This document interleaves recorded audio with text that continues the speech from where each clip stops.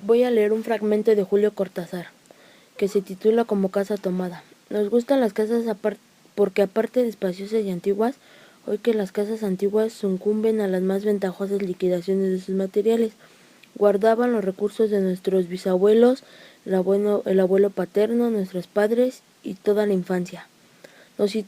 Nos habituábamos Irene y yo a persistir solo ella, lo que era una locura, pues en la casa podrían vivir 8 personas sin estorbarse.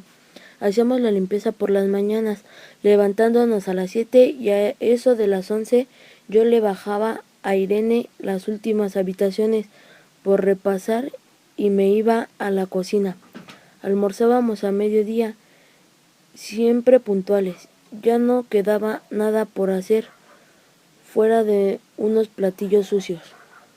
Nos resultaba grato almorzar pasándonos en la casa profunda y silenciosa, y como bastábamos para mantenerla limpia, a veces llegábamos a creer que era ella la que no nos dejó casarnos. Irene rechazó 2 pretendientes sin mayor motivo. A mí se me murió María Esther antes de que llegáramos a comprometernos. Estamos en los 40 años con la inesperada idea de que el nuestro siempre y silencioso matrimonio de hermanos era necesario clausura de la genealogía, asentada por nuestros bisabuelos de nuestra casa. Nos moriríamos allí algún día. Vagos y esquimos primos se quedarían con la casa y la aprovecharían y la echarían al suelo para enriquecerse con el terreno y los ladrillos, o mejor, nosotros mismos la voltearíamos justicieramente antes de que se fuese demasiado tarde. Voy a leer un fragmento de Juan José Arriola, el cual se titula El prodigioso miligramo. Una hormiga, censurada por la sutileza de sus cargas y por sus frecuentes distracciones, encontró una mañana, al desviarse nuevamente del camino, un prodigioso miligramo. Sin detenerse a meditar en las consecuencias del hallazgo, cogió el miligramo y se lo puso en la espalda. Comprobó con alegría una carga justa para ella. El peso ideal a que el objeto daba a su cuerpo extraña energía, como el peso de las alas en el cuerpo de los pájaros. En realidad, una de las causas que anticipan la muerte de las hormigas es la ambiciosa desconsideración de sus propias fuerzas. Después de entregar en el depósito de cereales un grano de maíz, la hormiga que lo ha conducido a través de 1 kilómetro apenas tiene fuerzas para arrastrar al cementerio su propio cadáver. La hormiga del hallazgo ignoraba su fortuna, pero sus pasos demostraron la prisa ansiosa del que huye llevando un tesoro. Un vago y saludable sentimiento de reivindicación comenzaba a henchir su espíritu, después de un larguísimo rodeo, hecho con alegre propósito. Se unió al hilo de sus compañeras que regresaban todas, al caer la tarde, con la carga solicitada ese día. Pequeños fragmentos de hoja de lechuga cuidadosamente recortados. El camino de las hormigas formaba una delgada y confusa crestería del diminuto verdor. Era imposible engañar a nadie. El miligramo desentonaba violentamente en aquella perfecta uniformidad. Te invito a que lo sigas leyendo. Aportación de Jimena Mendoza Mejía de segundo A. Voy a leer un fragmento de Julio Ramón Ribeiro, el cual se titula La primera nevada. Los objetos que me dejó Torroba se fueron incorporando fácilmente al panorama desordenado de mi habitación. Era, en suma, un poco de ropa sucia envuelta en una camisa y una caja de cartón conteniendo algunos papeles. Al principio no quise recibirle estos trastos porque Torroba tenía bien ganada la reputación de ladronzuelo de mercado, y era bien sabido que la policía no veía las horas de ponerlo en la frontera por extranjero indeseable. Pero Torroba me lo pidió de tal manera, acercando mucho al mío su rostro miope y mostachudo, que no tuve más remedio que aceptar. Hermano, solo por esta noche. Mañana vengo por mis cosas. Naturalmente que no vino por ellas. Sus cosas quedaron ahí varios días. Por aburrimiento observé su ropa sucia y me entretuve revisando sus papeles. Había poemas, dibujos, páginas de diario íntimo.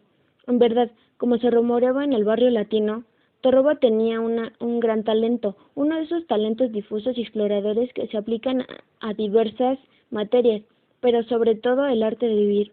Algunos versos suyos me conmovieron, soldados en el rastrojo del invierno, azules por el frío las manos y las ingles. Quizás por ello cobré cierto interés por este bate vagabundo. A la semana de su primera visita apareció nuevamente. Esta vez traía una maleta amarrada con una soguilla. Disculpa, no he conseguido todavía la habitación. Me vas a tener que guardar esta maleta. ¿No tienes una hoja de afeitar? Antes de que yo respondiera, dejó su maleta en un rincón y acercándose al laboratorio, cogió mis enseres personales. Frente al espejo se afeitó, silbando, sin darse el trabajo de quitarse la chompa, la bufanda ni la boina. Cuando terminó, se secó con mi toalla, me contó algunos chismes del barrio y se fue diciendo que regresaría al día siguiente por sus bultos. Te invito a que lo sigas leyendo. Aportación de Diana Jimena Vargas Peña. Hola, voy a leer un fragmento de Julio Ramón Rivero, el cual se titula La insignia. Hasta ahora recuerdo aquella tarde que al pasar por el malecón divisé en un pequeño basural un objeto brillante con una curiosidad muy explicable. En mi temperamento de coleccionista me agaché y después de recogerlo lo froté contra la manga de mi saco. Así pude observar que se trataba de una menuda insignia de plata, atravesada por unos signos que en ese momento me parecieron incomprensibles. Me la eché en el bolsillo y sin darle mayor importancia al asunto regresé a mi casa. No pude presenciar cuánto tiempo estuve guardándola en aquel traje que usaba poco. Solo recuerdo que en una oportunidad lo mandé a lavar y con gran sorpresa mía, cuando el dependiente me lo devolvió, limpio, me entregó una cajita diciéndome: «Esto debe ser suyo», pues lo encontré en su bolsillo. Era naturalmente la insignia, y este rescate inesperado me conmovió a tal extremo que decidí usarlo. Durante algún tiempo estuve razonando sobre el significado de dicho incidente, pero como no pude solucionarlo, acabé por olvidarme de él. Más pronto, en un acontecimiento me alarmó sobremanera. Caminaba por una plaza de los suburbios cuando un hombre menudo de faz hepática y angulosa me abordó intempestivamente y antes de que yo pudiera reaccionar me dejó una tarjeta entre las manos, desapareciendo, sin pronunciar una palabra. La tarjeta en cartulina blanca solo tenía una dirección y una cita que rezaba: segunda sesión, martes 4. Como es de suponer, el martes 4 me dirigí a la numeración indicada. Ya por los alrededores me encontré con varios sujetos extraños que me rodeaban y que, por una coincidencia que me sorprendió, tenían una insignia igual a la mía.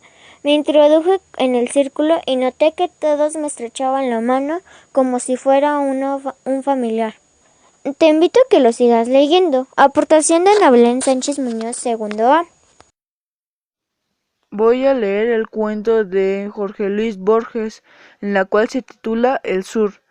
El hombre desembarcó en Buenos Aires en 1871. Se llamaba Juan Dalián y era el pastor de la iglesia evangélica. En 1939, uno de sus nietos, Juan Dalián, era secretario de una biblioteca municipal en la calle Córdoba y se sentía hondamente argentino. Su abuelo materno había sido aquel Francisco Flores, el de 2 Infantería de Línea. A costa de algunas privaciones, Dalián había logrado salvar el casco de una estancia del sur, que fue el de los Flores. Una de las costumbres de su memoria era la imagen de los eucaliptos balsámicos de la larga casa rosada de alguna vez fue carmesí.